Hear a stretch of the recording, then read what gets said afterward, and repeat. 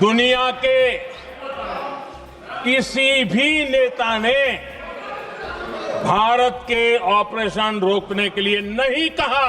अगर दम है तो यहाँ पे प्रधानमंत्री बोल दे कि ट्रंप झूठ बोल रहे हैं। मंगलवार को प्रधानमंत्री नरेंद्र मोदी ने लोकसभा में ऑपरेशन सिंदूर को लेकर जवाब दिया। उन्होंने अपने इस जवाब में जहां एक तरफ विपक्षी पार्टियों पर निशाना साधने का काम किया, तो दूसरी तरफ उन्होंने कहीं भी डोनाल्ड ट्रंप का जिक्र नहीं किया, जिसको लेकर लगातार जो विपक्षी पार्टियां हैं वो उन पर हमला करने का काम कर रही है।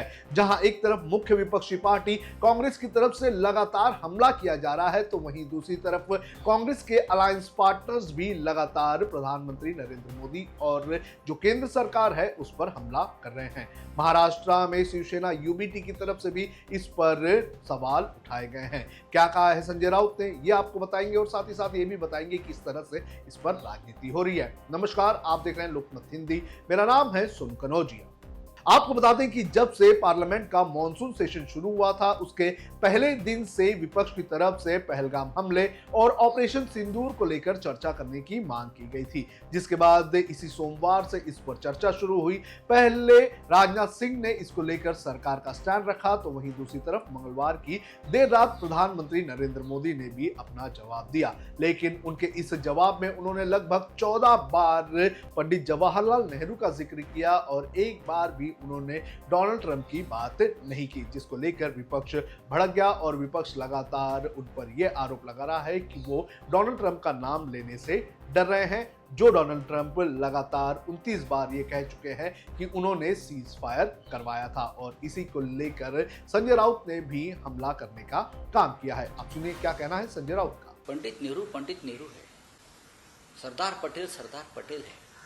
नेहरू और सरदार पटेल बनना आसान नहीं है। मोदी और शाह बनना बहुत आसान है आज के ज़माने में। ईवीएम हैक किया, हाँ, वोटर लिस्ट में घोटाला किया, तो मोदी और शाह बन सकते हो, आप तुरंत बन सकते हो। आपके पास अडानी हो या और उद्योगपति हो, पैसा है, तो आप मोदी शाह बन सकते हो। लेकिन जवाहरलाल नेहरू, सरदार पटेल बनना, इंदिरा गांधी बनना, राजीव गांधी बनना, नरसिंह राव बनना और मनमोहन सिंह बनना भी आसान नहीं है। मैं इतना ही कहता हूँ। और क्या है, कल का भाषण सुना आपने, सब सुन लीजिए।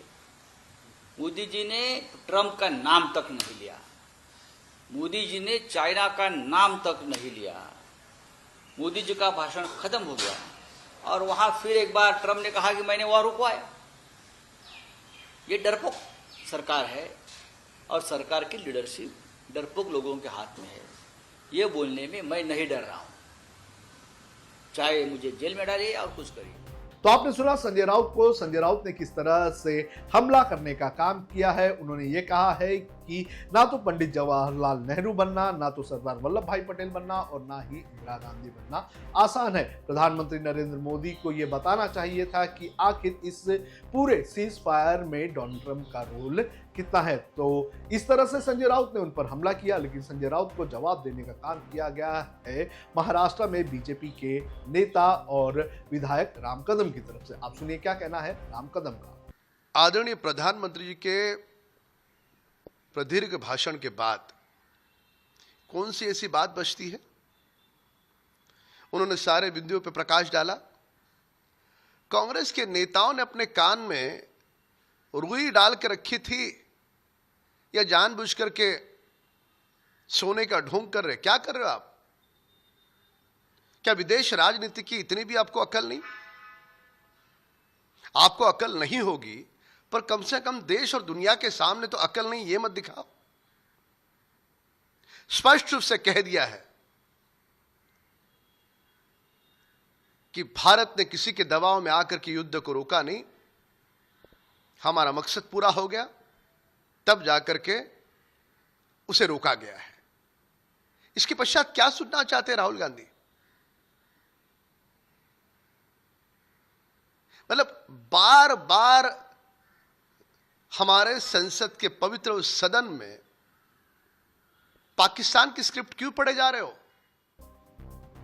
तो जिस तरह से इस पूरे मुद्दे पर राजनीति चल रही है वो ये बता रही है कि डोनाल्ड ट्रंप एक के बाद एक लगातार ये कह रहे हैं कि उन्होंने सीज फायर करवाया, लेकिन प्रधानमंत्री नरेंद्र मोदी या केंद्र सरकार की तरफ से कहीं से भी ये खंडन नहीं हो रहा है कि जो डोनाल्ड ट्रंप है वो झूठ बोल रहे हैं। और प्रधानमंत्री ने तो संसद में भी इसके बारे में जरा भी जिक्र नहीं किया। आपको क्या लगता है कि आखिर क्यों प्रधानमंत्री नरेंद्र मोदी डोनाल्ड ट्रंप का नाम नहीं ले रहे हैं? आप हमें कमेंट करके जरूर